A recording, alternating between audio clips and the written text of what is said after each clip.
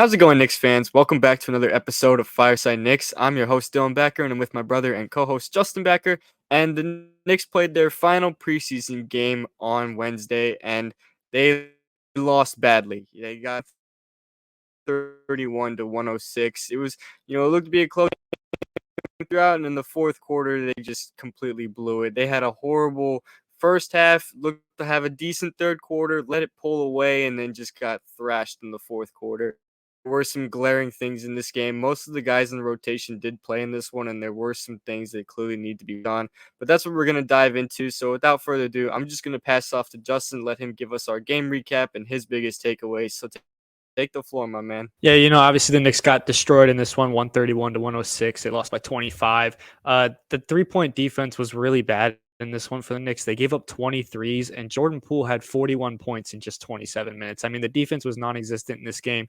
That's evident by the final score as they gave up 131 points to a Wizards team that, quite frankly, is pretty void of talent outside of Jordan Poole, and Kyle Kuzma was obviously not in this game either. So that's not great. That's not great. And offensively, some guys struggle. Jalen Brunson really struggled in this one. He only had 12 points, pretty inefficient from the field. He was only 3 for 12. Some possessions, he just kind of looked indecisive and lost and wasn't really sure what he was doing. That's kind of uncharacteristic to see out of Brunson, but hopefully that's just some rust, and hopefully that's not an issue in the regular season. Thankfully, these games do not count.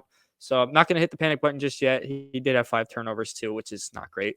But on the bright side, Julius Randle looked really good in this game.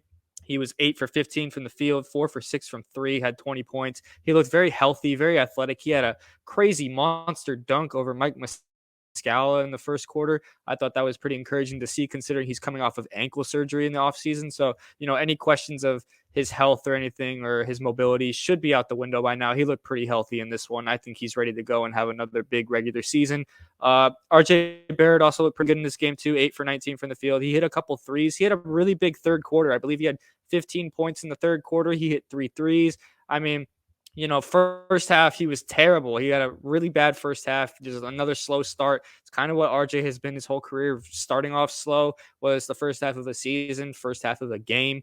Just something about the beginning of things is not with RJ. And it's just, yeah, it's not pretty in the first half, but second half, he was great. He looked good.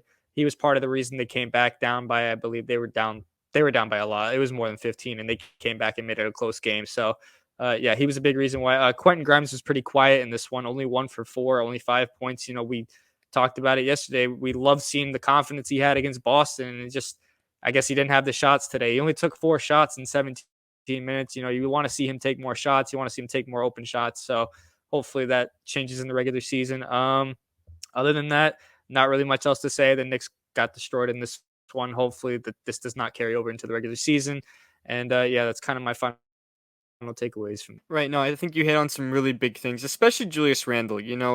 Everyone had questioned whether he was going to come into the season, fully healthy, or if he was going to look fully healthy, or at least because, coming off of ankle surgery is a pretty big deal. You know what I mean? That's no small thing, especially since Randle tweaked that ankle twice in the span of like about 2 or 3 weeks last year and around that playoff time. We were very curious to see just how he was going to be moving, how aggressive he was going to want to be, whether it was from the 3-point line or even, inside the arc, of course, all that stuff. But tonight he looked great. 20 points, as you mentioned, the 10 rebounds as well. Went 4-6 from 3 as well. So his shot is clearly still there. But as you mentioned, everybody else just put up duds, to be honest. RJ Barrett had a pretty solid game, but everybody else was pretty much just not there. I mean, the bench didn't really provide much. Josh Hart was probably the best player off the bench. He had 8 points and went 2 or 3 from 3, had 5 rebounds, but even with his performance, it didn't really feel like he was, providing a huge impact. The bench kind of just felt like not much was going on. You really, really missed Emmanuel quickly in this one. If you were the Knicks, he sat this one out because in Tom Thibodeau's words, he was nicked up, so he couldn't play in this one. We obviously don't really know what that was supposed to mean. We don't really know what kind of injury he was dealing with, but regardless, he didn't play in this one. Thankfully, it's a game that doesn't count. So, at the end of the day, it doesn't really matter too much. Hopefully, he's all right for the regular season, which they have a week to prepare for. But they clearly have some things to take care of, especially defensively. Last season, one of the big reasons why they got off to such a slow start was because they really could not guard threes. That was like a huge thing. And then this game, they continue to do that. It looked like last season, the second half, they got better at guarding the three.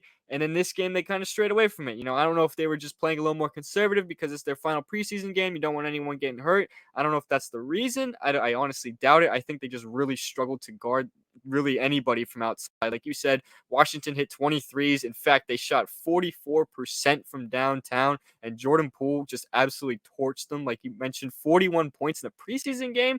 That's absurd. You don't really see 40 bombs get dropped in preseason. Mike Muscala also hit 5 threes on them as well for 20 points off the bench. I mean, thankfully it's preseason, but those are concerning. Those are definitely concerning if we're letting guys like that just absolutely light them up from three nonstop and not figure out a different plan to stop them. Jordan Poole also had 29 points in the first half. You know what I mean? So that's, like I said, that's just very, very concerning. I'm, definitely alarmed by it, but I'm not going to panic because it's preseason and they have a week to fix that in practices leading up to opening night, which is next Wednesday against the Boston Celtics, which, that's going to be a tough game. That's going to be a really tough game, man. The Boston Celtics are a very good team, arguably the favorite coming out of the East, so that's going to be a tough one to start the season. They're going to be put to the challenge right away, but I think they need a game like that to really get themselves going and, kind of let them kind of see just how good they need to be in order to be better than the Boston Celtics or the Milwaukee Bucks or teams like that above them. But overall, looking at this preseason game, it was an absolute stinker for the finale. I do wish they could have came out with a victory, kind of enter the regular season on a high note. Unfortunately, they ended it on a very, very sour note. But like I said, it's preseason. I usually don't like to look at the outcome of games, but when you lose by 25 points to a Wizards team, yeah, I'm allowed to look at the final score because that's pretty concerning. But those are some of my biggest takeaways. Not much really else to add. So I want to pass back off to you if you got any final thoughts and anything else to add from this game and what you're looking forward to being improved upon next Wednesday against Boston. Yeah, I agree with you. The 3-point defense is just it absolutely is a problem. The Knicks gave up over 120 points in 3 of their 4 preseason games. I know it's just preseason and there's a lot of context behind that. Some guys didn't play certain games, certain rotations were out there, all that stuff. But you give up 120 points 3 times in 4 games, regardless of preseason or not. That's pretty concerning. They play the Boston Celtics, as you alluded to, on opening night. This is a very good 3-point shooting team, a very good team in general. You don't want to see them come out and give up 130 or more to them on opening night and start the season off poorly. You know what I mean? So that's my main thing that I want to see improved is the 3-point defense, because there's a problem all last year and the year. Really, the entire Tom Thibodeau experience has been marred by bad 3-point defense. So you really want to see that improved. That's like the main thing. And yeah, that's pretty much all I got to say about that. Yeah, no, I think you and I both agree the 3-point defense has to be better because it was just completely terrible tonight. It was just really inexcusable. I mean, there's really no way else to put it. I can't sit here and say like that they played good defensive on any part because really they did not. You allowed 131 points to a Wizards team that didn't even play. Whether you want to call Kuzma their best scorer or their second best scorer, that's up to you. But they didn't have one of their best scorers on the floor, and you allowed 131 points to them. That's disappointing. Yes, it's preseason, so not going to look too deeply again, but again, I do think it's worth talking about it because, the next game they play does matter, but with that being said, guys, we'd love to hear what you guys got to say about this particular game in the comments, but also what needs to be done to beat Boston on opening night next week, because the next game the New York Knicks play is going to be one that matters. They're going to be playing in the regular season next Wednesday at Madison Square Garden against Boston. That game will matter. It's time for games that matter. We're so happy the regular season is starting. No more of this preseason jibber jabber. We get some actual games to cover. We are hoping the plan is to get you guys a live stream on opening night. So be on the lookout for that. But with that being said, guys, make sure you check us out on all of our social platforms. We're on X, Instagram, TikTok, Facebook, of course, this YouTube page. The audio versions of these podcasts are on Apple Podcasts and Spotify. Make sure you give us a 5-star rating on those. Make sure you like, comment, subscribe on this video. We'll see you guys in the next Fireside Knicks episode. Peace out.